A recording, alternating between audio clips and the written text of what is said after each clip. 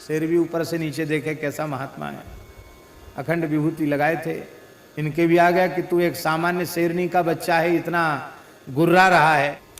तो उसने क्या देखा कि एक राजा जैसे सजे धजे व्यक्ति बड़ी श्रद्धा पूर्वक हाथ में झाड़ू लेकर झाड़ू लगा रहे हैं, और 3 देवियां, एक देवी गौर वर्ण की है, एक देवी श्याम वर्ण की है, एक देवी कुछ अरुण वर्ण की है।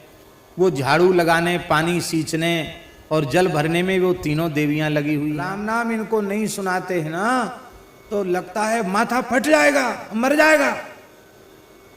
इसलिए इन कानों को शीतल रखने के लिए इनको राम नाम सुनाना पड़ता है। राम नाम नहीं सुनेंगे तो हमारा माथा फट जाएगा। चढ़ाई की थी और उसको जीत लिया। वो मुसलमान नवाब था, उसको मार दिया, उसका राज्य अधिगत कर लिया, अधिकार में कर लिया, और वहां से एक बेशकीमती उसकी टोपी विजय चिन्ह के रूप में लाए। उस टोपी में बहुत हीरे जड़े थे, उसमें बीच में सबसे बड़ा हीरा था। तो ध्यान में भगवान प्रकट हो गए।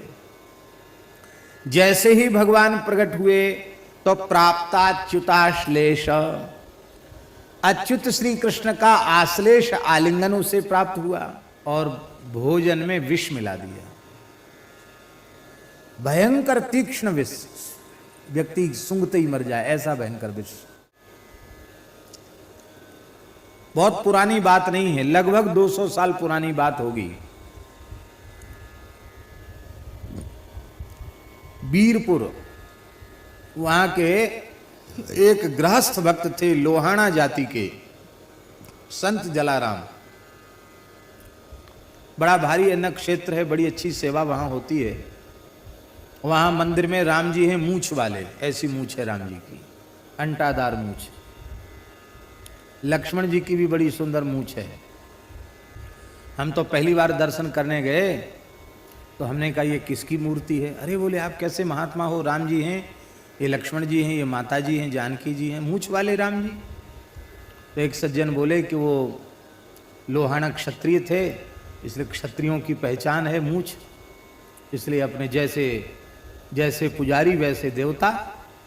तो ठाकुर जी के सुंदर मूछ बनाई हुई है उन्होंने। वहाँ लिखा है भेंट पाड़वानी सख्त मनाही छे, माने भेंट रखना मना है, और बड़ी अद्भुत सेवा वहाँ होती है। तो संत जलाराम जी, जलाराम बापा बहुत संत सेवा करते थे, अतिथि सत्कार करते थे। और उनके यहाँ एक सेवक था, पटेल जाति का था, बड़ा अनन्य भक्त था बाबा का, जलाराम बापा का, वहाँ सेवा करता था। अब सेवा जहाँ होती है वहाँ काम इतना बड़ा होता सेवा का कि सेवा करने वाले को फुर्सत नहीं मिलती। तो जलाराम जी भी सेवा में व्यस्त रहते, उनका सेवक भी सेवा में व्यस्त रहता, उनकी पत्नी भी वीराबाई वो भी सेवा में व्यस्त रहती। संतों की जमातें आती रहती। तो संतों से सुन सुनकर उस पटेल भगत के मन में एक इच्छा जग गई कि मैं तो कहीं गए ही नहीं किसी तीर्थ यात्रा में, मैं कम से कम ज़्यादा नहीं तो तीर्थराज प्रयाग तो हो ही आऊँ, त्रिवेणी संगम में गोता लगा के आऊँ एक बार जीवन, नहीं तो ऐसे ही चला जाएगा। वो जलाराम जी से पूछे महाराज मन है कि हम प्रयाग में जाकर त्रिवेणी स्नान करके आवें। जलाराम जी ने कहा देखो संतों के चरणों में 68 करोड़ तीर्थ होते हैं, और जो भी संत इधर द्वारिका की यात्रा के लिए जाते हैं, सोमनाथ की यात्रा के लिए जाते हैं, वे सब सहज कृपा करके दर्शन देते हैं। उनका दर्शन, उनका पूजन, उनकी सेवा, उनका चरणोदक लेने का सौभाग्य हम लोगों को मिलता है। तो सब तीर्थ ही हो गए। और अहर्निश राम नाम का हम लोग जप करते हैं, कीर्तन करते हैं। तो जहाँ हरिनाम कीर्तन होता है, ठाकुर सेवा, साधु सेवा, गौ ब्राह्मण की सेवा होती है, वहाँ तो सब तीर्थ अपने आप ही विराजमान रहते हैं। इसलिए कहाँ जाओगे, क्यों कष्ट उठाओगे, यहीं सब मिल जाएगा। लेकिन वो कई बार कोई बात दिमाग में बैठ जाती तो समझाने से भी निकलती नहीं है। वो तो कहे हो गया महाराज, हो जाएगा हो जाएगा, इतने दिन हो गए अब तक तो कोई अनुभूति भई नहीं, आप जाने से मना करते हो, आप अनुमति दो, हमारे मन में जाने की बड़ी प्रबल इच्छा है। तो जलाराम जी हंसने लगे, बोले तो ठीक है, अब आज तो बहुत विलंब हो गया, कल देख लेना, कल चले जाना, तुम्हारा मन हो तो कल चले जाना। तो उसने क्या सोचा भगत ने कि ये रोज ऐसे ही कह देते हैं कि आज तो देर हो गई, कल देख लेना, और कल फिर वो सेवा में लग जाते हैं, फिर शाम हो जाती तो कहते कोई बात नहीं, आज तो कोई बात नहीं, कल देख लेना। तो इनका कल तो आवेगा नहीं, इसलिए अनुमति हमको हुई, हम आधी रात को यहाँ से चल पड़ेंगे। तो अपना लोटा सोटा लंगोटा कमंडल जो कुछ था सब लिया और लेकर के वो चलने के लिए तैयार हुआ आधी रात के समय। तो उसने क्या देखा कि एक राजा जैसे सजे धजे व्यक्ति बड़ी श्रद्धा पूर्वक हाथ में झाड़ू लेकर झाड़ू लगा रहे हैं, और 3 देवियां, एक देवी गौरवर्ण की है, एक देवी श्याम वर्ण की है, एक देवी कुछ अरुण वर्ण की है। वो झाड़ू लगाने, पानी सींचने और जल भरने में वो तीनों देवियां लगी हुई हैं। जाओ यहां से, हम तो संतों के चरण धोएंगे। बोले ठीक है, अब आप नहीं ही मान रहे हो तो पहले गरम जल कराओ, गरम जल थोड़ा गुनगुना रह जाए तो उसमें डिटॉल डालो, रगड़ रगड़ के इनका पांव धुलवाओ, फिर थोड़ा साबुन लगाओ, फिर साफ पानी से धो, फिर कपड़े से पोंछो, फिर हम बढ़िया पानी देंगे जो कीटाणु रहित जल, उससे धो करके तब पी लेना। अरे बोले फिर क्या पी लेना? उससे बड़ा आश्चर्य हुआ कि हमने तो आज तक न इस व्यक्ति को देखा, न इन 3 देवियों को देखा, ये हैं कौन? तो उसने पूछा कि अरे भाई सब बंद है, तुम कहां से आए, कौन हो? उसने कहा महाराज भगत जी हम तीर्थराज प्रयाग हैं। अरे प्रयाग तीर्थराज? बोले हाँ। ये देवियां कौन है? बोले इनसे पूछ लो। उसने प्रणाम करके पूछा आप कौन हैं? जो गोरे रंग की देवी थी बोली हम गंगा जी हैं, जो श्याम वर्ण की देवी थी बोली हम यमुना जी हैं, जो अरुण वर्ण की देवी थी बोली हम सरस्वती जी हैं। आप यहाँ क्यों आती हैं? कहते देखो सब जीव अपने पाप छोड़कर पवित्र होने हमारे जल में आते हैं, पर ऐसे राम नाम जापक साधु सेवी के यहाँ आकर हम पवित्र हो जाते हैं, इसलिए हम जलाराम जी के यहाँ नित्य सेवा करने आते हैं। अब वो गया, उसने अपना आसन बासन सब निकाल दिया और सो गया जाके। सवेरा हुआ तो जलाराम जी ने कहा रे भाई भगत तुम गए नहीं? कहे गए तो नहीं, अब कभी जीवन में जाना भी नहीं है। क्यों? हम जाएं किसके लिए, कहां जाएं? तीर्थराज प्रयाग, गंगा यमुना सरस्वती तो यहीं आती हैं, तो हम कहां जाएं? ये है सबसे बड़ा तीर्थ राम नाम है।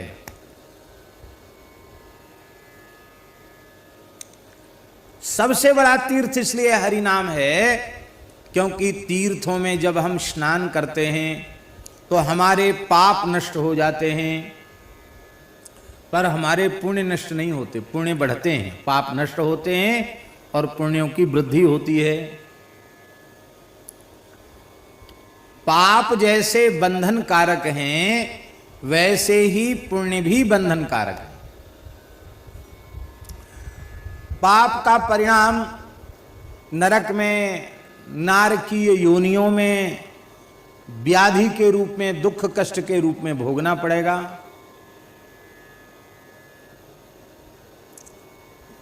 तो पुण्य का परिणाम भी सुख के रूप में, लौकिक भोगों के रूप में और स्वर्गादि लोकों में प्राप्त होने वाले भोगों के रूप में भोगना पड़ेगा।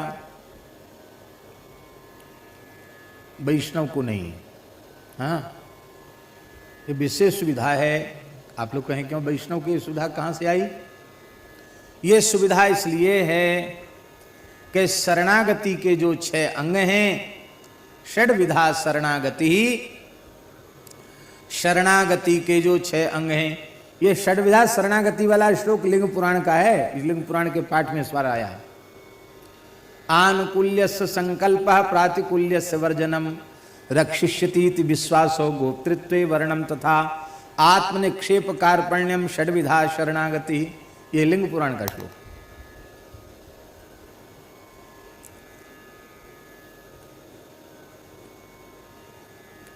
वैष्णव शरणागत कौन है? जो 6 प्रकार की प्रतिज्ञाओं का प्राणपण से निर्वहन करता है। शरणागति के 6 अंग हैं।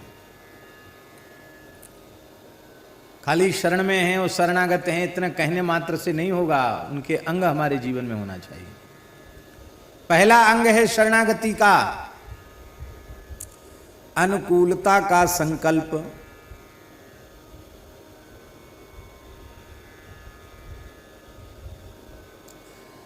वेदादि शास्त्रों के अनुकूल हमारा जीवन होगा, मनमुखी स्वेच्छाचारी जीवन हमारा नहीं होगा, शास्त्र नियंत्रित हमारा जीवन होगा, हरिगुरु संतों के सर्वथा अनुकूल हमारा जीवन होगा, मनमाना आचरण नहीं होगा।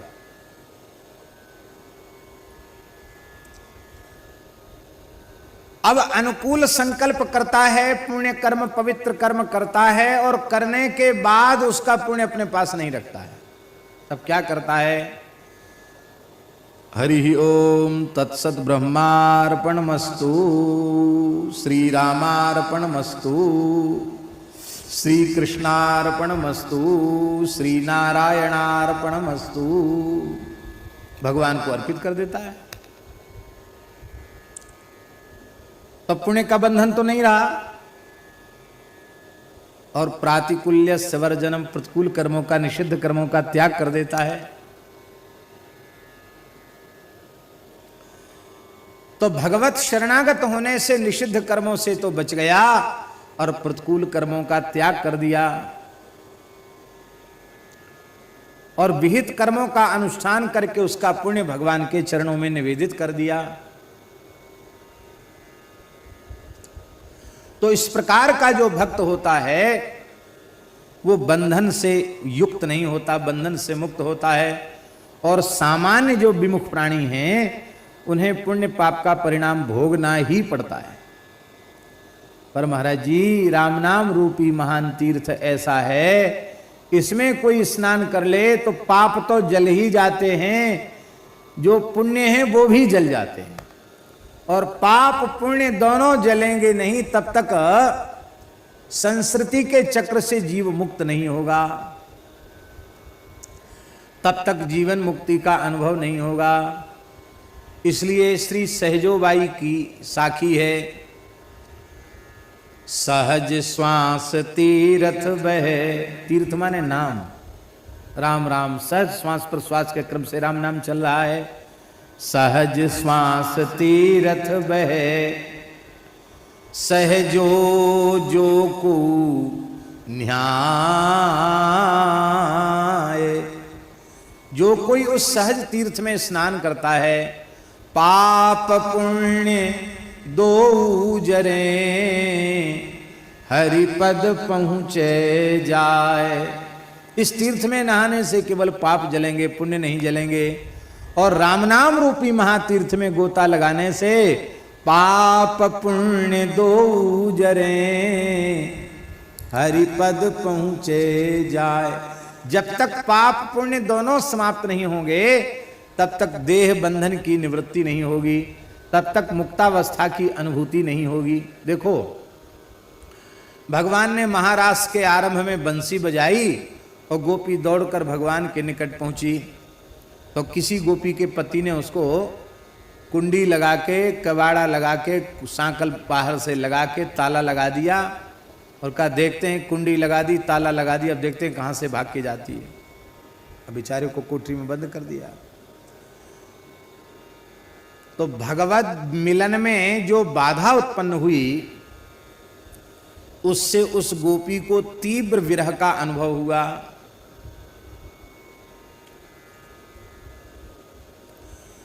दुस्सह प्रेष्ठ विरह तीव्रताप धुता शुभा। असह्य भगवत वियोग में जो ताप, विरह का ताप उत्पन्न हुआ, उस विरह के ताप से उसके सारे के सारे अशुभ जलकर भस्म हो गए। लेकिन अभी भी भगवान नहीं मिले। अशुभ तो जल गए, भगवान नहीं मिले। और जब सारे अशुभ जल गए तो उसको समस्त प्रकार के अशुभ की निवृत्ति जब हो गई, अब यहां देखो एक संकेत है। संकेत ये है कि आप चाहे जितनी कठोर तपस्या कर लो, जप कर लो, तप कर लो, यज्ञ कर लो, दान कर लो, सारे सत्कर्मों का अनुष्ठान कर लो, सारे धरती के तीर्थों की यात्रा कर लो, सबकी परिक्रमा कर लो, लेकिन सर्वथा अशुभ की निवृत्ति नहीं होगी। कुछ न कुछ अशुभ का संस्कार बच के रह जाएगा, शेष रह जाएगा। नहीं हो सकता समाप्त। केवल और केवल भगवत मिलन की जो व्याकुलता है, वो तीव्र ताप ही समस्त प्रकार के अशुभों की निवृत्ति कर सकता है। इसलिए जब तक भगवत दर्शन की व्याकुलता उत्पन्न नहीं हुई है, तब तक सारे अशुभ समाप्त हो नहीं सकते किसी भी काल में, किसी भी अवस्था में। इसलिए वस्तुतः सच्चा प्रायश्चित है, प्रायश्चित है भगवत दर्शन की व्याकुलता जग जाना। ये सारे पापों का सबसे बड़ा प्रायश्चित है। सारे अशुभ समाप्त हो गए, गोपी के हो गए, प्रत्यक्ष उदाहरण है। और जब समस्त अशुभ समाप्त हो गए तो ध्यान में भगवान प्रकट हो गए। जैसे ही भगवान प्रकट हुए तो प्राप्ताच्युताश्लेष, अच्युत श्री कृष्ण का आश्लेष आलिंगन उसे प्राप्त हुआ। और जब भगवदालिंगन ध्यान में उसने किया तो भगवदालिंगन में जो उसे सुख मिला, वो सुख, वो सुखों की चरम सीमा, उस अथाह असीम अनंत सुख को प्राप्त कर लिया उसने भगवान का आलिंगन प्राप्त करके। तो उसके सारे के सारे शुभ भी समाप्त हो गए। विरह से तो अशुभ समाप्त हो गए, और ध्यान में भगवान के आलिंगन से शुभ समाप्त हो गए। और जब दोनों शुभ अशुभ दोनों की निवृत्ति हो गई तो गोपी को सिद्ध देह प्राप्त हो गया। जो गोपियां चल के गई वो तो पीछे से पहुंची, और जिसको तारे में बंद कर दिया था कुंडी लगा के, वो सबसे पहले ठाकुर जी के चरणों में पहुंच गई। उनको चल के नहीं जाना पड़ा, वो तो एक क्षण में पहुंच गई।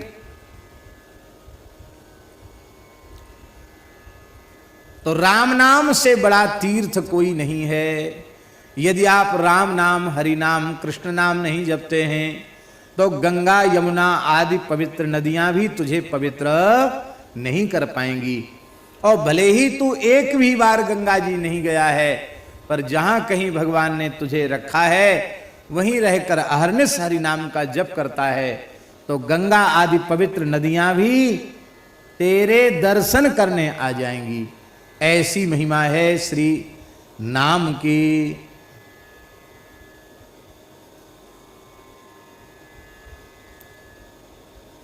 सुरसरी तीर बिनु नीर दुख पाई है, सुर तरु तरे तो ही दारिद सताई है। पटना में, बिहार में पटना है राजधानी, वहाँ एक ब्राह्मण देवता थे। उनके यहाँ कई संत पहुँचे, सामान्य संत नहीं। उन संतों में पूज्य श्री सुदामा दास जी महाराज थे, श्री नारायण दास जी भक्तमाली जी मामा जी तब गृहस्थाश्रम में थे। उनका नाम पंडित श्री मन नारायण चतुर्वेदी यह नाम था। और श्री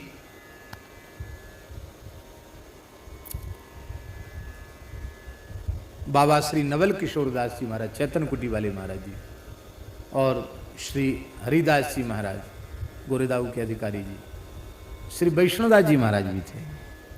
ऐसे कई संत थे महाराज जी जमा। और एक ब्राह्मण देवता के यहाँ पहुंचे, भूमिहार थे वो अच्छे। ये घटना हमको श्री विपिन बिहारी दास जी महाराज के द्वारा सुनाई हुई घटना। तो उनके दो भाई थे। बड़ा भाई तो बड़े भक्त थे, जमींदार थे, किसान थे, और छोटा भाई डॉक्टर था। तो उन जमानों में, अब तो बहुत डॉक्टर हो गए, उन जमानों में डॉक्टर बनना बहुत बड़ी बात होती थी, अंग्रेजी डॉक्टर होना। तो ये सब महात्मा वृंदावन से आए, तो वो बड़े प्रसन्न हुए भगत जी और लाए परात और सबका चरण धोने लगे। तो उनका भाई डॉक्टर था, बोला अरे क्या कर रहे हो, क्या कर रहे हो? बोले संत भगवान हैं, इनके चरण धो रहे हैं। अरे चरण धो रहे हो, क्या करोगे इसका? बोले इसको पिएंगे। अरे राम राम, तुम्हारा दिमाग खराब हो गया? कितने बैक्टीरिया इनके पाँव में लगे हुए हैं, जूता चप्पल पहनते नहीं, ट्रेन से उतर के आए, पता नहीं कहाँ कहाँ से यात्रा करके आए हैं, इन्फेक्शन हो जाएगा, जाने क्या क्या हो जाएगा। बोले नहीं, ये तो परंपरा है हमारे यहाँ की, संतों के चरण धोए जाते हैं। तो वो कहे मैं घर में हूँ, मैं हरगिज ये काम नहीं होने दे सकता हूँ, सब बीमार पड़ जाएंगे, सबको तकलीफ हो जाएगी। ये बिल्कुल नहीं। भाई साहब देखो, आप हमारे बड़े भाई हो, हम आपको पिताजी के जैसा, अब पिताजी नहीं है तो आप ही सब कुछ हो, पिताजी से अधिक आदर हम आपको देते हैं, लेकिन ये काम हम नहीं होने देंगे। बोले भाई ये तो गलत बात है, तुम मत पीना, तुम चले जाओ यहाँ से, हम तो संतों के चरण धोएंगे।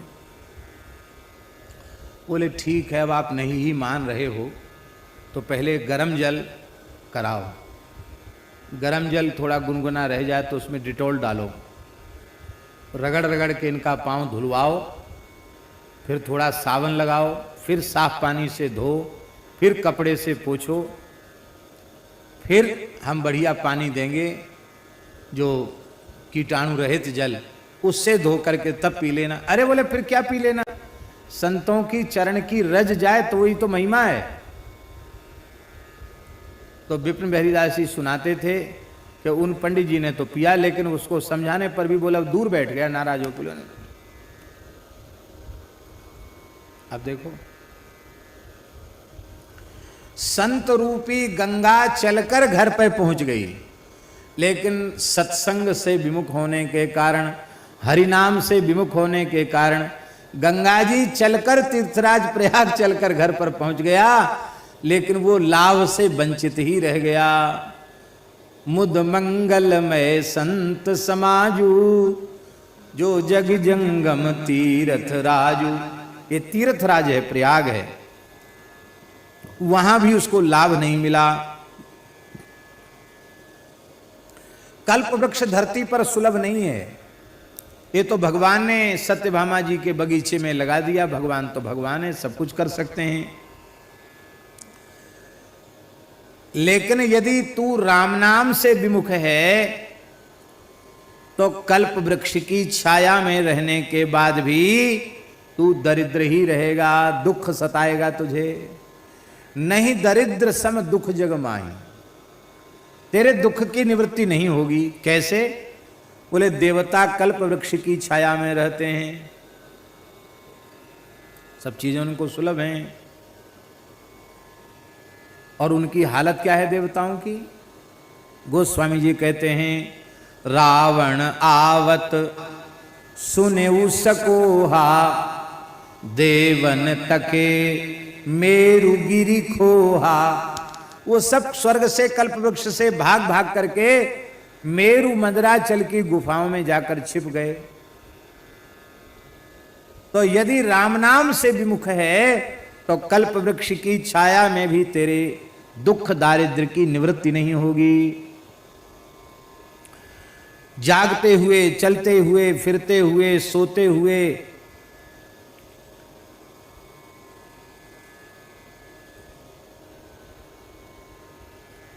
यदि तूने निरंतर श्री नाम का जप किया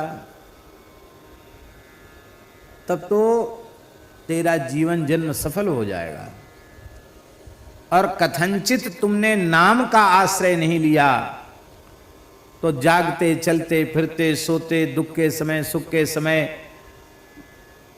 बस प्रयास ही वह करता रहेगा कि हमें सुख मिले, सुख मिले, सुख मिले, सुख मिले। उसको जागृत की तो चले क्या, स्वप्न में भी विश्रांति सुख का अनुभव नहीं होगा, स्वप्न में भी विश्राम का अनुभव नहीं होगा। तब लगी कुशलन जीव कहूं, सपने हूं मन विश्राम। जब लगी भजत न राम कह शोक धाम तज काम। कहां तक कहें, तुझे जन्म जन्मांतर में दुख भोगना पड़ेगा। जागत बागत सपने न सुख सोई है, जन्म जन्म जुग जुग जग रोई है। बार बार जन्म लेकर अनेक योनि में भटक करके तुझे रोना पड़ेगा। और तो क्या कहें, तू जितना छूटने का यत्न करेगा, साधन करेगा, उतना ही कर्म के जाल में बंधता हुआ चला जाएगा। यदि देखो, एक दो उदाहरण नहीं है, इतना बड़ा कर्मकांडी, इतना बड़ा दानवीर नृग वह गिरगिट हो गया। ऐसे एक दो उदाहरण नहीं है। भानु प्रताप, रामचरितमानस में बालकांड में भानु प्रताप का चरित्र है, सारे गुण उसमें हैं। लेकिन देख लो, जिन ब्राह्मणों को जिमाया उन्हीं ब्राह्मणों ने श्राप दे दिया, कुल खानदान कैसे तुम राक्षस हो जाओ।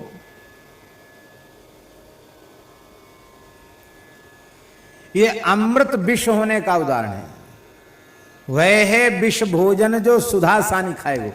किया गया अच्छे के लिए, हो गया बुरा। मैं राजमाता मानी जाऊं, मेरा पुत्र भरत चक्रवर्ती सम्राट बने, ये भाव केकई के मन में आ गया। लेकिन राजमाता तो बन ही नहीं पाई, अपने पुत्र का मातृ पद भी खो देना पड़ा। जीवन में भरत जी ने कभी कैकई से माता नहीं कहा। वे या तो महारानी कहते थे या कैकई नंदनी कहते थे, मां नहीं कहते थे। क्या मिला? वह है विष भोजन जो सुधा सानी खाएगो। और राम नाम का आश्रय है तो प्रत्यक्ष विष मिला हुआ है भोजन में, और वह प्रत्यक्ष विष से मिश्रित भोजन भी तुझे अमृत का काम करेगा। मीराबाई को जहर का प्याला भेजा गया, जहर का प्याला मीराबाई ने पिया और मरी मीराबाई, और मीरा के प्रेम की मस्ती और अधिक बढ़ गई। कुछ नहीं बिगड़ा मीराबाई का। पुरुष भक्तों में महाराज जी, राजस्थान में श्री अंगद सिंह जी महाराज, खंडार, सवाई माधोपुर के पास में खंडार, वहां के सलेहदी नरेश के चाचा, वहां के सेनापति, सलेहदी राज्य के सेनापति अंगद सिंह जी भगवान के महान भक्त थे। अंगद सिंह जी,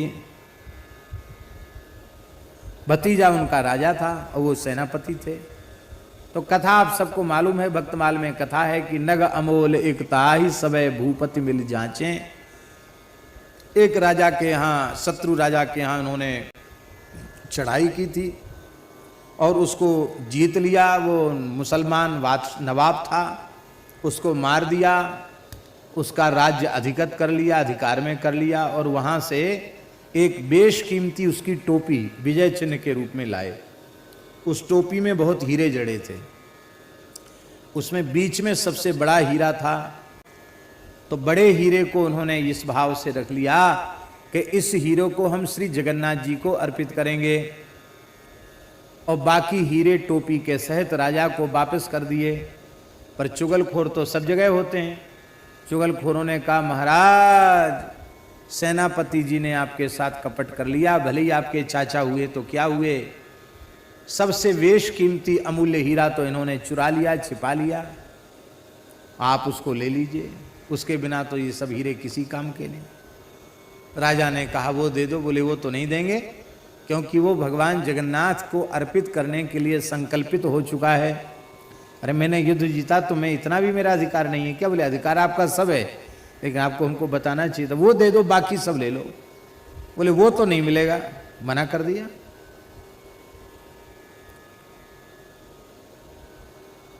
अपमान का घूंट पी करके राजा रह गया। उसने सोचा भले ही हमारा चाचा हुआ तो क्या हुआ, वो तो मुझे लेना ही है, राजहट होती ना। तो ये इतने पराक्रमी हैं, सेनापति हैं कि हम इनसे बलपूर्वक को ले नहीं सकते, ये विद्रोह कर देंगे, हो सकता स्वयं ही राजा बन जाए। तो कूटनीति पूर्वक इससे मारना चाहिए। अंगद सिंह जी की बहन थी, वो विधवा हो गई थी।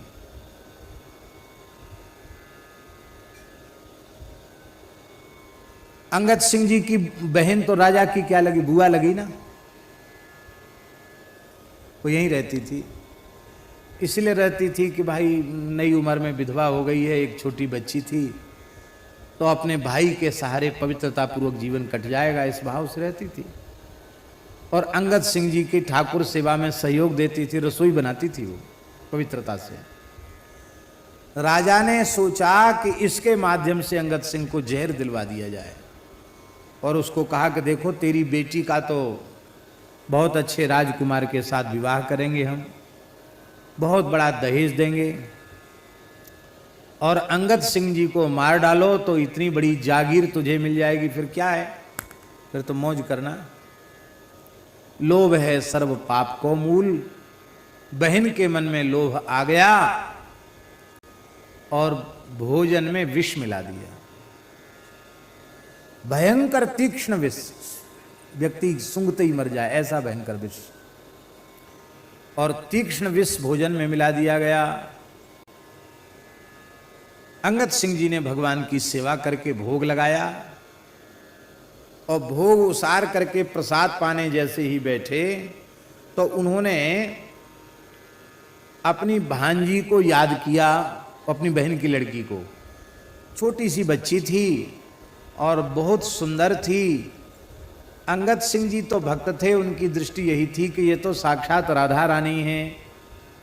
वो श्री जी के भाव से उसको देखते थे, बहुत प्रेम करते थे। ये आके बैठे तब खाऊंगा, और उसने अपनी बेटी को छिपा दिया था बहन ने। तो बार बार अंगद सिंह जी आग्रह कर रहे थे कि उसको बुलाओ, भांजी को बुलाओ। बोले वो कहीं खेलने गई होगी। बोले तो हम भोजन ही नहीं करेंगे, उसको बुलाओ, कहीं से खोज के लाओ। और उसको तो बंद करके रखा था, छिपा के रखा था। इस प्रेम को देखकर बहन से नहीं रहा गया, वो फूट फूट कर रोने लग गई। अंगद सिंह जी ने कहा तू रो क्यों रही है? उसने कहा भैया मुझे माफ कर दो, मैं दुखिया हूं, विधवा हूं, जागीर के लोभ में, धन के लोभ में मैंने राजा के बहकावे में आकर, भतीजे के बहकावे में आकर भोजन में विष मिला दिया। इसलिए मैंने जानकर आज उसको, बिटिया को छिपा दिया। आप भोजन नहीं करना, परेश हुई थाली, भोजन नहीं करना। तब आपने धक्का देकर उसको बाहर निकाला, किवाड़ भीतर से बंद कर लिए और सारा भोजन अकेले ही कर गए। कहीं कोई कण शेष रह जाएगा तो किसी भी प्राणी की मृत्यु होगी, वो ठीक नहीं है। तो हम अकेले ही मरें, यही अच्छा है। जब पता लग गया कि ये विष है तो खाया क्यों? इसलिए खाया कि भगवान को भोग लग गया, भगवान को निवेदित हो गया है, अब हम उसको छोड़ नहीं सकते, तो खाएंगे, जरूर खाएंगे। अरे अभागिनी, तूने भगवान को जहरीली वस्तु क्यों धरा दी? और अंगद सिंह जी पूरा का पूरा खा गए, लेकिन खाने के बाद भी उनका कुछ बाल बांका नहीं हुआ। प्रेम की मस्ती और अधिक चढ़ गई। और यदि तू राम नाम से विमुख है तो हुए है विष भोजन, जो सुधा सानि खाएगो। तेरा भोजन विष के तुल्य हो जाएगा, भले ही तू अमृत का उपभोग कर, पर वो विष के तुल्य हो जाएगा। गरल सुधा रिपु करे मिताई, गोपद अनल सिंधु सितलाई। गरुड़ सुमेरु रेणु समताही, राम कृपा कर चितवा जाही। अंत में गोस्वामी जी कह रहे हैं, तुलसीदास तीनों कालों में, तीनों लोकों में जो भी दीनहीन हैं, उनकी गति एकमात्र श्री राम नाम से ही हुई है, हरि नाम से ही हुई है। इसलिए तुलसीदास तेरे जैसे दीन के लिए तो श्री राम नाम के अतिरिक्त तेरे कल्याण का कोई दूसरा साधन ही नहीं है। गजेंद्र, गणिका, अजामिल, शबरी, शबर, खस, यवन, कोल, किरात, न जाने कितने ऐसी पाप योनि वाले प्राणी हैं, वे केवल राम नाम का आश्रय लेकर पवित्र हो गए।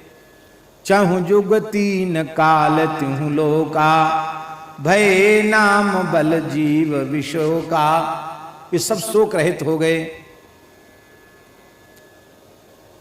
अब तुलसीदास जी महाराज अपनी अपूर्व राम नाम के प्रति प्रीति को निवेदित कर रहे हैं अपने प्रेमास्पद प्रभु के चरणों में कि हे भगवान, जैसे मछली जल के बिना नहीं रह सकती, ऐसे ही मैं आपके नाम के बिना नहीं रह सकता। हमारा तो नाम से इतना प्रेम हो गया है जैसे मछली को जल से प्रेम। मछली बिना जल के नहीं रह सकती, ऐसी भी मैं बिना नाम के नहीं रह सकता, नहीं जी सकता। बोलो भक्तवत्सल भगवान की जय। श्री चित्रकूट धाम में एक संत थे, बड़ी गुफा में रहते थे। भरतदास जी जानते हैं, मोनी जी महाराज, बहुत अच्छे महात्मा थे, बहुत निर्मल, भोले, सहज, सरल, निरंतर जिह्वा से उनके नाम प्रकट होता रहता था। श्री राम, श्री सीताराम, श्री सीताराम, सीताराम सीताराम, सीताराम श्री सीताराम, श्री सीताराम, ऐसे करते रहते थे।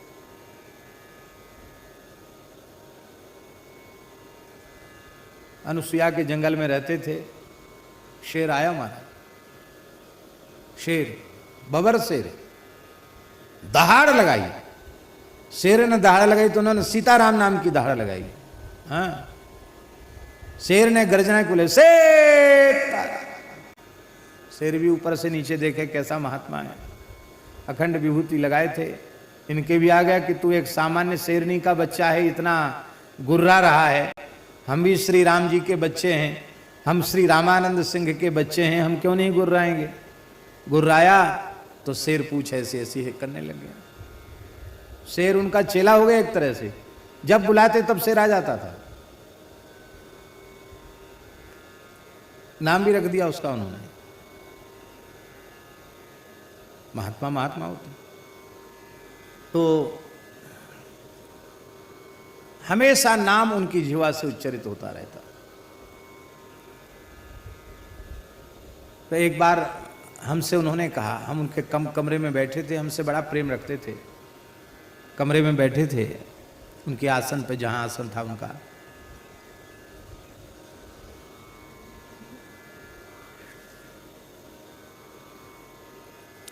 सीताराम सीताराम सीताराम सीताराम श्री सीताराम, श्री सीताराम सीताराम सीताराम सीताराम, श्री सीताराम सीताराम सीताराम सीताराम सीताराम, श्री श्री सीताराम सीताराम, ऐसे बोलते रहते।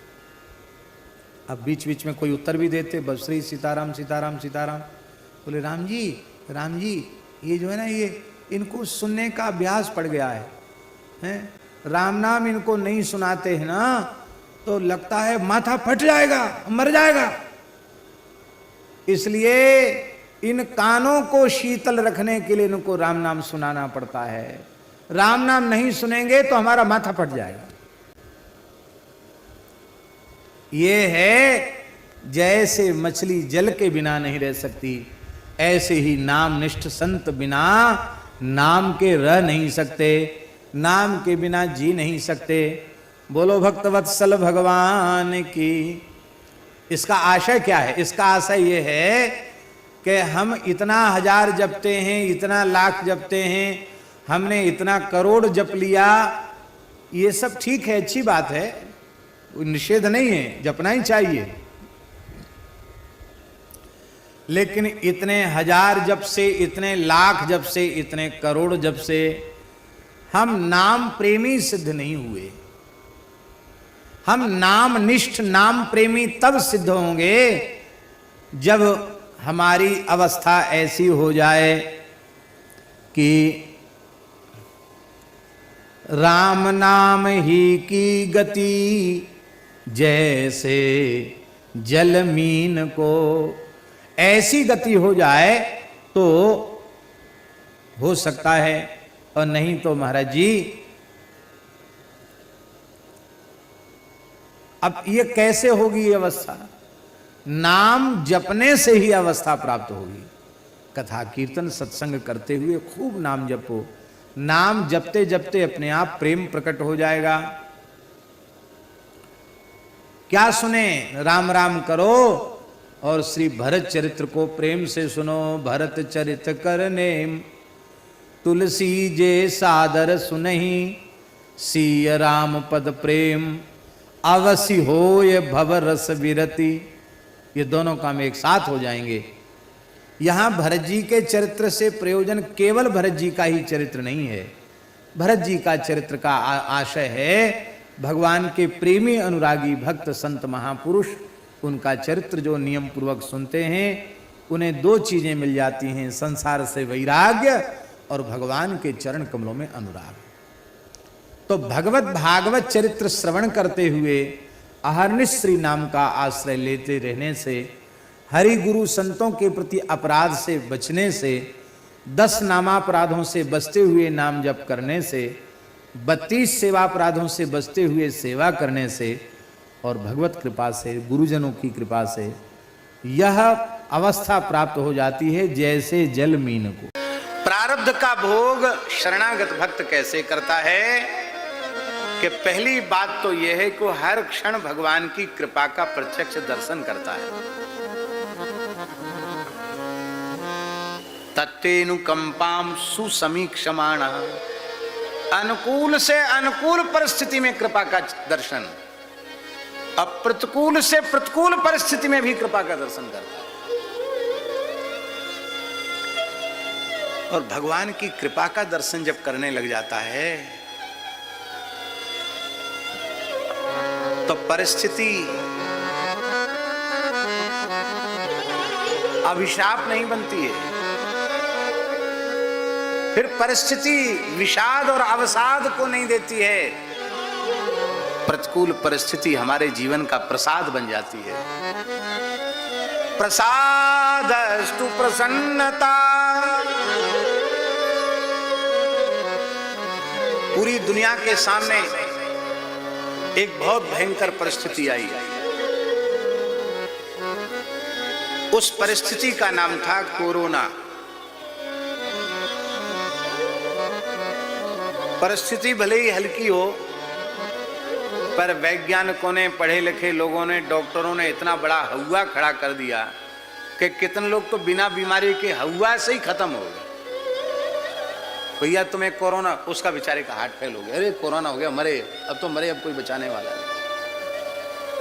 एक बहुत बड़े वक्ता हैं, नाम हम नहीं लेंगे, उन्होंने कहा महाराज कोरोना ने बड़े बड़े गृहस्थ पंडितों को भी वैराग्य दे दिया। हम कि कैसे? बोले बताओ, हमारी ब्राह्मणी पतिव्रता है, इसमें कोई संदेह नहीं है, लेकिन थोड़ा सा आशंका हुई कि कुछ लक्षण हैं, क्या नेगेटिव कहते, पॉजिटिव, क्या पॉजिटिव। तो बोले हमको क्या कहते थे वो घर में क्वारंटाइन, बोले कमरे में हम रह गए, अटैच कमरा था, तो हमारी गृहिणी भोजन की थाली लेके भीतर तक नहीं जाती थी डर के मारे, कहीं मैं न संक्रमित हो जाऊं। क्या करती? भोजन रख के और दरवाजे से था एक धक्का देती, थाली भीतर तक खिसक के चली जाए। हे भैया,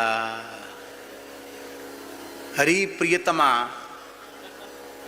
इस प्रकार का प्रतिकूल व्यवहार तुम्हारे द्वारा मन में आता था कि ये जिसको संसारी लोग प्रियतमा और प्रियतम कहते हैं, प्रियतमा का प्रीतम के साथ ऐसा व्यवहार।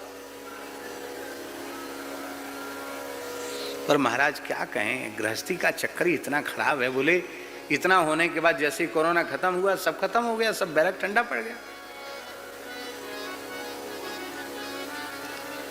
लोग बड़े दुखी थे, व्यापारी दुखी थे, सब लोग दुखी थे, क्या होगा, कैसे होगा। कथावाचक बड़े दुखी थे कि हमारी तो कथा वार्ता सब ठप्प हो गई, अब क्या होगा हमारा।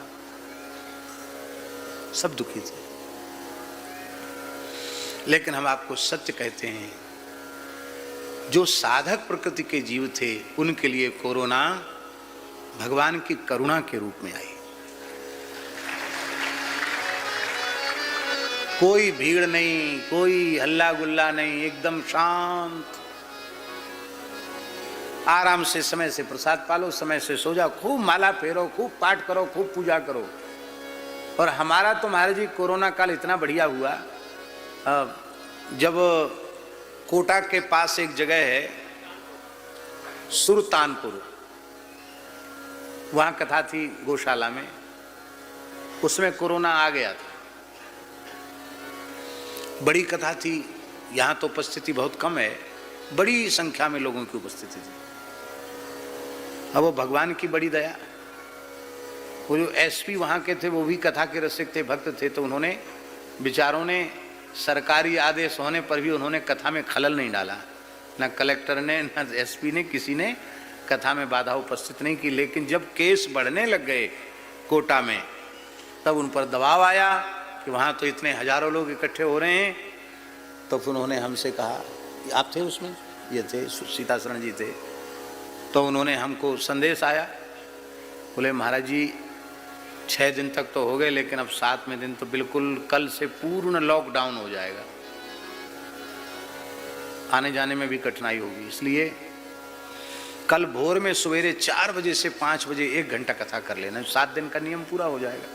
मैं हमको नियम पूरा नहीं करना है, हम 6ठे दिन ही 7वें दिन की कथा कह देते हैं।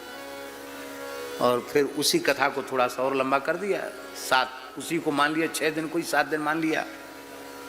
और जिनके यहाँ रुके थे, नया मकान बना, तुम थे साथ में? तुम नहीं थे। जहाँ रुके थे नया घर था, उन लोगों का मन था कि रात में कहाँ जाओगे? मैंने कहा हम तो रात में ही जाएंगे। रात में ही हम लोग निकल गए। कुछ महात्मा थे, बोले नहीं रात में नहीं जाएंगे। जो नहीं गए महाराज वो उनको फिर रह ही गए वहाँ, वो नहीं जा पाए। और हम लोग रात भर में चले, सवेरे वृंदावन पहुंचे, पता चले पूर्ण लॉकडाउन, को आना जाना बंद। सबसे बड़ी सुविधा तो ये हुई कि पूर्व निश्चित सारे कार्यक्रम, जय सिया राम, सब बंद हो गए। अब क्या करें?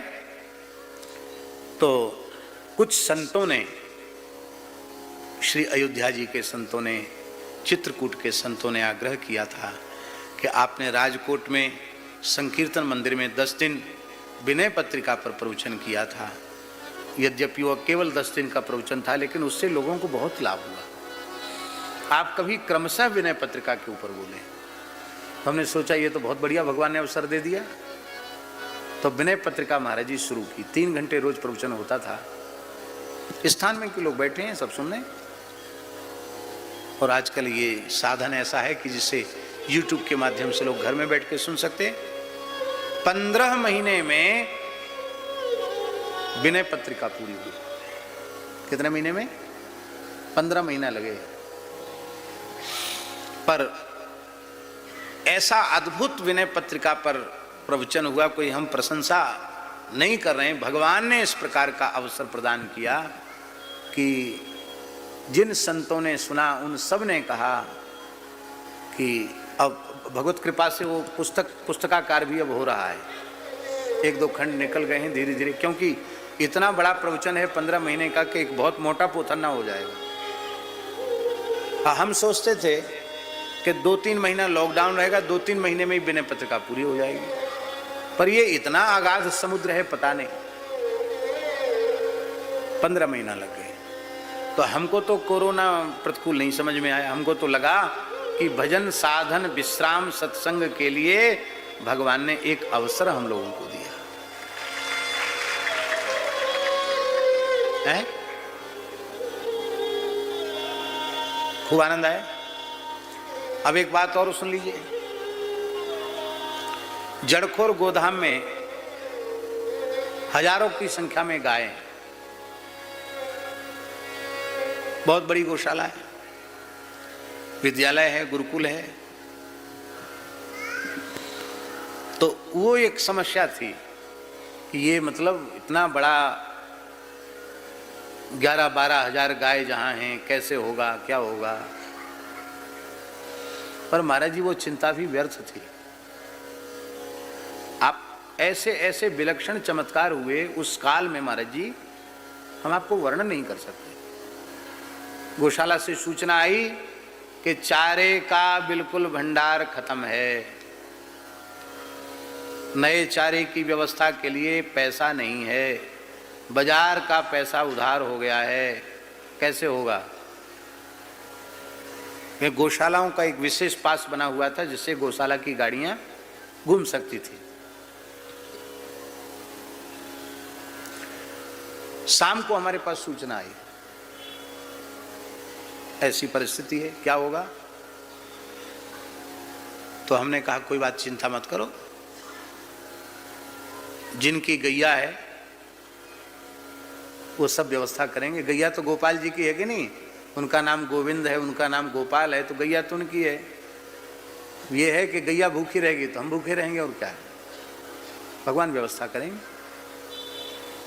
आपको सुनकर आश्चर्य होगा, एक अपरिचित व्यक्ति हैदराबाद से आए। हमने जिनको कभी नहीं देखा और उन्होंने भी हमको कभी नहीं देखा, पर पता नहीं उनके मन में क्या प्रेरणा जगी। उनके मन में आया कि महाराज की गौशाला, कभी कथा सुनते होंगे यूट्यूब के माध्यम से, तो इस समय कोरोना के काल में गायों की क्या स्थिति होगी। तो बोले मेरे मन में इतनी विकलता बढ़ गई कि मैंने कुछ संकल्प किया कि इतना कुछ हमको करना है कि जिससे लंबे समय तक, कुछ समय तक गायों का चारे पानी की व्यवस्था हो सके। और उन्होंने राशि रखकर कहा कि महाराज मैंने निश्चय किया था कि मैं तभी जल पीऊंगा जब गौ सेवा की ये राशि गौ सेवा में अर्पित करूं। उन्होंने जल लिया, हमने उनको सेव फल प्रसाद में दिया। विशेष कोई व्यवस्था सरकारी जुटा करके वो गाड़ी से आए थे और फिर वो चले गए, और तत्काल गायों के चारे की व्यवस्था हो गई। बाजार का जो पैसा था वो भी चुक गया। जो चारे वाले, चारे के व्यवसायी हैं, वो कह रहे थे कि पुराना वाला चुकाओ तब नया माल लो, तो पुराना वाला चुक गया और नया माल आ गया। और उस कोरोना के भयंकर काल में मनुष्य भले ही भूखा रह गया हो, लेकिन गौ माता एक दिन भी भूखी नहीं रही। ये मनुष्य की सामर्थ्य थी, ये भगवान गोपाल की, गोविंद गोपाल की सामर्थ्य थी, गाय उनकी है। तो भगवान ने यह भी अनुभव करा दिया कि तुम ये मत समझो कि हम कथा कहते हैं, घूमते फिरते हैं तो तुम्हारे कारण चल रहा है, कि तुम कुछ नहीं हो, ये सब मेरी कृपा से हो रहा है। और वस्तुतः भगवान की कृपा से ही हो रहा है। जो अपनो पुरुषार्थ माने अति ही मूर्ख सोए, करी गोपाल की सब होए। सब भगवान का किया हुआ हो रहा है।